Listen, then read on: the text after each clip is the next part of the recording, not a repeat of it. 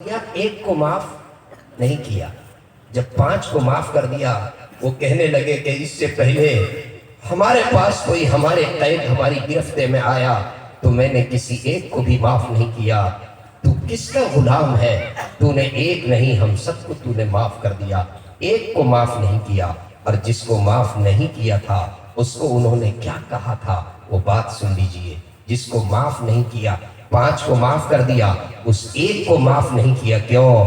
कहा कि एक वो वक्त था जब तुम्हारे सामने एक आलिम दीन, एक बुजुर्ग शख्स, जब तुमने उसको गिरफ्तार किया था, जब तुमने उसको गिरफ्तार किया था तो तुमने उससे ये कहा था कि तुम बहुत बड़े मोहम्मद रसूलुल्लाह के गुलाम बनते हो, बुला लो अपने मोहम्मद को सल्लल्लाहु अलैहि वसल्लम। अरे कमीने, तुमने उस वक्त ये कहा था कि बुला लो मोहम्मद को। अरे मोहम्मद का एक गुलाम तुम जैसे कमीने के लिए क्या? बेशक, क्या बात है। मोहम्मद का एक गुलाम तुम जैसे कमीने के लिए काफी है। बेशक। मेरे दोस्तों, मेरे नौजवानों, मेरे भाइयों, तारीख पढ़िए। ये जज्बात से काम लेने का नहीं है। अभी जो हालात हैं, जिस तरफ इशारा किया गया, फिलिस्तीनी बच्चों के साथ, वहाँ की औरतों के साथ, अल्लाह अल्लाह, इस वक्त हम यहाँ रह करके अगर सिर्फ एक काम कर दें तो शायद कि हम किसी न किसी दर्जे में हक अदा कर सकते हैं। ऐसे हालात में जहाँ जहाँ हम हैं, सिर्फ एक चीज का इरादा कर लें, इंशाअल्लाह आज के बाद हम इस्लाम के दामन पर मजबूती के साथ दामने मुस्तफा को पकड़ लेंगे, इस्लाम के दामन को पकड़ेंगे और हम सच्चा मुसलमान बन जाएंगे। बस एक काम, सिर्फ एक ये अज़्म कर ले कि हम सच्चा मुसलमान बन जाएंगे। हम नमाजें नहीं छोड़ेंगे, हम नमाज का पाबंद हो जाएंगे, अपने चेहरों के ऊपर दाढ़ियां रख लेंगे। आज हमारा नौजवान अपने चेहरों पे दाढ़ी रख ले, नमाजों का पाबंद हो जाए। आज हमारे नौजवानों की पेशानी पे सजदे का निशान हो जाए। आज हमारा नौजवान ये तय कर ले कि मैं सच बोलूंगा, हमारा नौजवान ये तय कर ले कि मैं सच बोलूंगा, मैं झूठ नहीं बोलूंगा, मैं रिश्वत नहीं लूंगा, मैं शराब नहीं पीऊंगा, मैं नशा नहीं करूंगा, मैं जुआ नहीं खेलूंगा, मैं अय्याशी नहीं करूंगा, मैं बदकारी नहीं करूंगा, मैं जिना नहीं करूंगा, मैं इंटरनेट का इस्तेमाल गलत नहीं करूंगा, मैं मोबाइल का इस्तेमाल गलत नहीं करूंगा, मैं एक सच्चा मोहम्मद रसूलुल्लाह का गुलाम आज से बनूंगा। ये तय कर ले, हम सच्चा मुसलमान बनेंगे, हम सच्चे इस्लाम के पैरोकार बनेंगे। अगर हमने ये कर लिया तो शायद के फिलिस्तीन के बच्चे और वहां की औरतें जो शहीद हुई, हम उसका हक किसी न किसी दर्जे में अदा कर लेंगे, और कुछ भी नहीं। मेरे दोस्तों, चूंकि वक्त की नज़ाकत को मुझे पेश नज़र रखना है, कारी शमीम साहब ने ये जलसा जो रचाया है, तालीमी बेदारी इदारा है दावतुल कुरान, दावतुल कुरान इनका इदारा है। जिस इदारे को माशाअल्लाह आपके यहाँ जो इदारा चल रहा है, चूँकि इन्होंने ये इदारा यहाँ पर कायम किया है, और इस वक्त वो इदारा, उसके पास तामीरात नहीं है, इतनी तामीर नहीं है जो उनके इदारे के लिए काफ़ी हो। अभी उन्होंने बताया कि तकरीबन कितना स्क्वायर फीट है? 122 इमारत खड़ी है, लेकिन उस पे आधे पे लिंटर हुआ, आधा अभी लिंटर भी नहीं हो सका। ढलाई की बात तो बात की है, मुझे उस पे कुछ बात करनी है। चूंकि वक्त कम है, लेकिन इतना भी कम नहीं है कि मैं यहीं अपनी बात खत्म कर दूं, इतना भी कम नहीं है कि मैं यहीं पर अपनी बात को खत्म करूं। थोड़ी सी नौजवानों के हवाले से बात आ गई।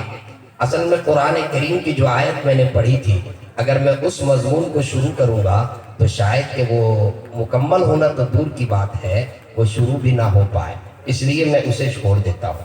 मैंने नौजवानों को सिर्फ एक पैगाम दिया, तमाम नौजवानों को, कि ए नौजवानों, आज ये तय कर लो कि हम इस्लाम के पैरोकार बनेंगे इंशाअल्लाह। हाथ उठाइए, कितने लोग बनेंगे?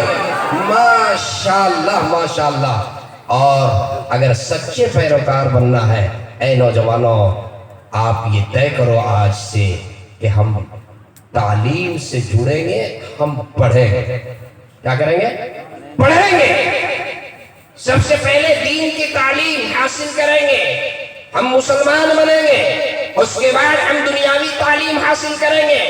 دینی تعلیم سے آراستہ.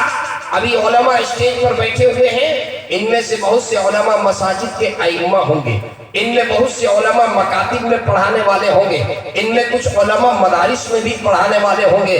میں بڑی ذمہ داری سے ایک بات کہتا ہوں، وہ مکاتب میں جو علماء پڑھا رہے ہیں، وہ مساجد کے ائمہ کرام جو آپ کے بچوں کو مکتب میں پڑھا رہے ہیں، اے میرے نوجوان دوستو، آپ ان کی اہمیت کو سمجھئے، آپ ان کے مقام کو سمجھئے، آپ ان کے مرتبے کو سمجھئے. مجھے افسوس ہوتا ہے، کیا یہ حقیقت نہیں ہے کہ آپ کا بچہ جب مکتب پڑھنے کے لیے جاتا ہے، آپ کے بچے کے جسم بدن کے اوپر یونیفارم نہیں ہوتا، آپ کے بچے کا منہ بھی صاف نہیں ہوتا، آپ کے بچے کا چہرہ بھی دھویا ہوا نہیں ہوتا، آپ کے بچے کے پاس بیگ نہیں ہوتا، آپ کے بچے کے پاس کوئی یونیفارم نہیں ہوتا، اس کو پہنچانے کے لیے کوئی گاڑیوں کا نظم نہیں ہوتا. وہ بچہ یوں ہی اٹھتا ہے اور آنکھ یہ کرتے ہوئے اور مولوی صاحب کے پاس جاتا ہے، آدھا ایک گھنٹہ یوں ہی بیٹھتا ہے اور پھر وہاں سے چلا آتا ہے. اس کے بعد جو ہے اس بچے کو غسل کر نہلایا جاتا ہے، اس کو یونیفارم پہنایا جاتا ہے، اس کے لیے گاڑی آتی ہے، اس کے لیے ٹفن تیار کیا جاتا ہے، اور پھر وہ بچہ اس میں بیٹھ کر کے اور انگلش میڈیم میں جاتا ہے اور انگلش اور عصری تعلیم حاصل کرتا ہے. یقیناً یہ اچھی بات ہے، میں عصری تعلیم کا انکار نہیں کرتا. آج ضرورت ہے ہمارا بچہ ڈاکٹر بنے، آج ضرورت ہے ہمارا بچہ انجینئر بنے، آج ضرورت ہے ہمارا بچہ پروفیسر بنے، آج ضرورت ہے ہمارا بچہ سائنٹسٹ بنے، آج ضرورت ہے ہمارا بچہ IPS نکالے، آج ضرورت ہے ہمارا بچہ IAS بنے، آج ضرورت ہے ہمارا بچہ پائلٹ بنے، آج ضرورت ہے ہمارا بچہ دنیا کے ہر محکمے میں، دنیا کے ہر شعبے میں چھا جائے. اس کی ضرورت ہے. میں مبارکباد پیش کروں گا جو اپنے بچے کو ڈاکٹر بنا رہے ہیں، میں مبارکباد پیش کروں گا جو اپنے بچوں کو انجینئر بنا رہے ہیں، میں مبارکباد پیش کروں گا جو اپنے بچوں کو سائنٹسٹ بنا رہے ہیں، اپنے بچوں کو اعلیٰ سے اعلیٰ تعلیم دلا رہے ہیں، اپنے بچوں کو IAS بنوا رہے ہیں. میں انہیں مبارکباد دوں گا. لیکن ساتھ ہی علماء کی موجودگی میں اور قاری صاحب کے اس مدرسے کے جلسے میں جس کا عنوان تعلیمی بیداری ہے، میں صرف ایک پیغام دے کر کے اور میں جانا چاہوں گا، اے میرے نوجوان دوستو، بڑی اچھی بات ہے آپ اپنے بچوں کو عصری تعلیم سے آراستہ کیجئے، لیکن جس تعلیم کا راستہ اللہ سے ہو کر کے نہیں گزرتا، جس تعلیم کا تعلق اللہ سے نہیں، جس تعلیم کا راستہ اللہ سے ہو کر کے نہیں گزرتا. اللہ نے فرمایا اقرأ باسم ربک الذی خلق، پڑھ تو اپنے رب کے نام سے. کیا پڑھ؟ اس کو نہیں کہا، آگے یہ نہیں کہا کہ کیا پڑھ اور کیا نہیں پڑھ، لیکن یہ اشارہ مل گیا کہ جو بھی پڑھ، جو اس علم کا تعلق اللہ سے، اللہ کے راستے سے ہو کر کے گزرتا ہے، جس علم کے میں اللہ آ جائے، جس علم کا تعلق وہاں سے ہو کر کے گزرے گا، وہ علم نفع بخش ہوگا. آپ ڈاکٹر بن جائیں. آج دیکھ لیجئے ہسپتال کے اندر اگر ایک مریض جاتا ہے، بیچارہ 2 ڈسمل زمین ہے اس کے پاس، وہ زمین بیچ دیتا ہے، زمین بیچ کر کے اور ہسپتال جاتا ہے، 50,000 روپے لے کر کے گیا ہے. ابھی وہ 50,000 روپے چیک اپ میں ختم ہو جاتا ہے، علاج شروع نہیں ہوا. کیا یہ سچی بات ہے کہ نہیں؟ علاج شروع نہیں ہوا، چیک اپ میں ختم ہو گیا. آج میرے دوستو، وہ مزدور، وہ کسان، وہ اپنی جان کھو بیٹھتا ہے، لیکن پیسے کی وجہ سے اس کا علاج نہیں ہو پاتا. میں بڑی ذمہ داری سے یہ بات کہتا ہوں، جو ڈاکٹر پہلے ڈاکٹر بننے سے پہلے جو ڈاکٹر مدرسے میں پڑھا ہو، مکتب میں پڑھا ہو، جس ڈاکٹر کے علم کا راستہ اللہ سے ہو کر کے گزرا ہو، جس ڈاکٹر کے دل میں اللہ کا خوف ہو، جس ڈاکٹر کے دل میں اللہ کی خشیت ہو، وہ ڈاکٹر مریض کے ساتھ انصاف کرے گا، بے ضرورت چیک اپ کو کبھی نہیں لکھے گا. شرط یہ ہے اس کا علم کا راستہ وہاں سے ہو کر کے گزرا ہو.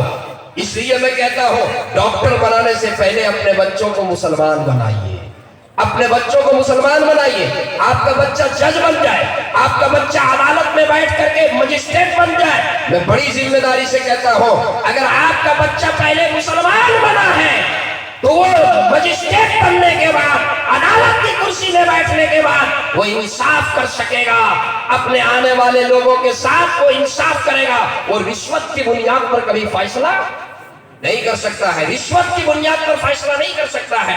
اس لیے میں یہ پیغام دے کر کے جا رہا ہوں، اپنے بچوں کو سب کچھ بنائیے، لیکن پہلے بچوں کو قرآن پڑھائیے، پہلے اپنے بچوں کے عقائد درست کیجئے، پہلے اپنے بچوں کو دینیات پڑھائیے، پہلے اپنے بچوں کو اسلامیات سکھائیے، پہلے اپنے بچوں کو دین کی تعلیم سے آراستہ کیجئے۔ اور اے میرے بھائیوں، وہ علماء، وہ مدارس میں پڑھانے والے، وہ مکاتب میں پڑھانے والے، وہ مسجد کی چٹائی میں بیٹھ کر کے آپ کے بچوں کو پڑھانے والے، وہ کون ہیں؟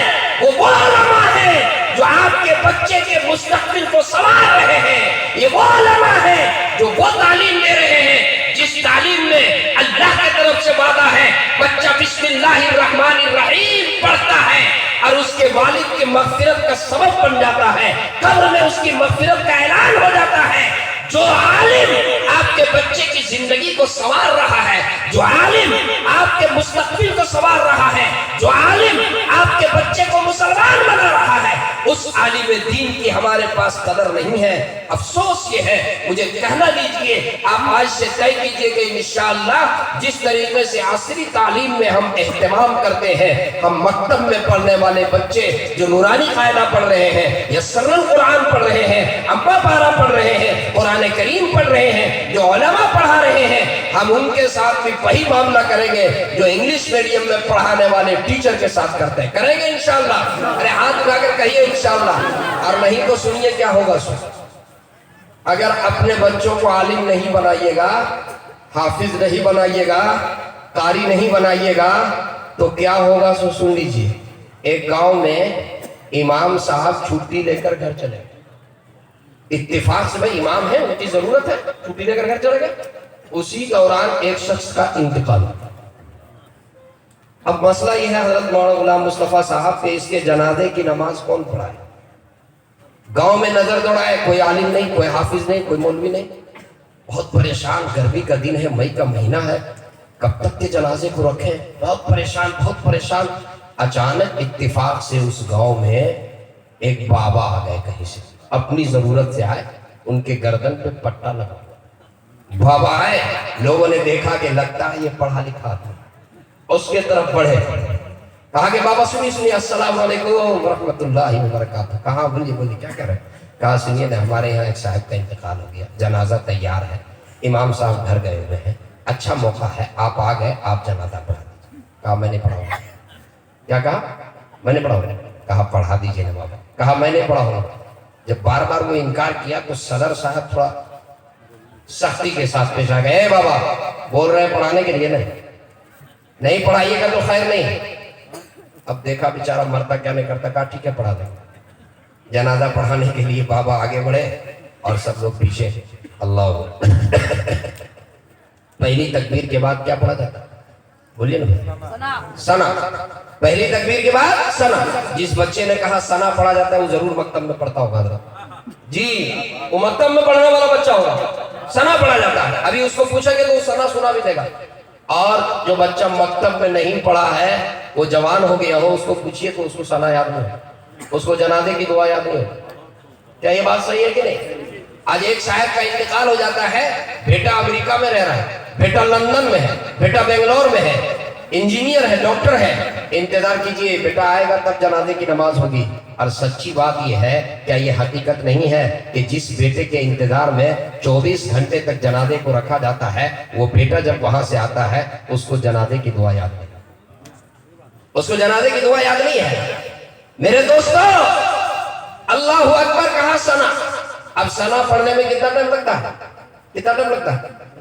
زیادہ سے زیادہ 1 منٹ 30 سیکنڈ، 40 سیکنڈ، 20 سیکنڈ۔